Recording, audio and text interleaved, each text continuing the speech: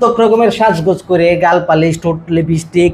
মানে আরো কত রকমের কসমেটিক্স ব্যবহার করে, লাল টকটকে শাড়ি পরে যেভাবে মেয়েরা রাস্তাঘাটে বের হয়, একটা মেয়ে যদি খুনা করেও বুঝতে পারতো যে তাকে নিয়ে আশেপাশের রাস্তাঘাটের ছেলেমেয়েরা কি ভাবতেছে বা মুরব্বীরা তাকে নিয়ে কি ভাবতেছে, কোন অ্যাঙ্গেল থেকে তাকে দেখতেছে, সেটা যদি তারা খুনা করে বুঝতে পারতো, তাহলে তারা নিজেদেরকে আড়ালেই রাখতো, পুরুষদের অন্তরালে নিজেদেরকে রাখার চেষ্টা করতো। সে বিষয়ে হুমায়ুন আহমেদ একটা কথা বলছিল, সব পুরুষের ভিতরে শয়তান থাকে, ছোট শয়তান, বড় শয়তান, মাঝারি শয়তান, বড় শয়তান। যে চেহারা দেখে বোঝার উপায় নাই, যে যত বড় শয়তান তার চেহারা ততটাই ভাজা মাছ উল্টে খেতে পারে না টাইপের। এই বিষয়ে একটা বই লিখেছে আবুল হাসনাত, পুলিশের আইজিপি ছিল, আমার হাতে যে বইটা দেখতে পাচ্ছেন এই বইটা লিখেছে, পুলিশের আইজি ছিল তৎকালীন, 1936 সালে এটা বাংলা সংস্করণ করছিল, ব্যাপক সারা পড়ছিল উপমহাদেশের মধ্যে। ওইটার মধ্যে ওনার যতগুলো কেস হ্যান্ডেল করছে, এর মধ্যে মানুষের মধ্যে যে কত রকমের বিকৃত মস্তিষ্কের মানুষ হইতে পারে,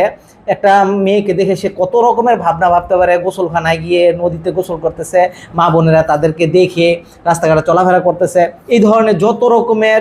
মেন্টালিটি আছে, এটা নিয়ে উনি তো যেহেতু আইজিপি ছিল,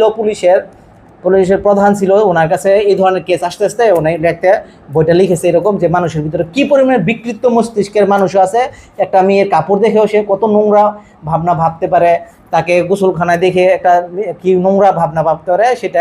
বিস্তারিত কিন্তু এই বইটাতে দেওয়া আছে। সুতরাং মেয়েরা সাবধান হন, সচেতন হন। ধন্যবাদ।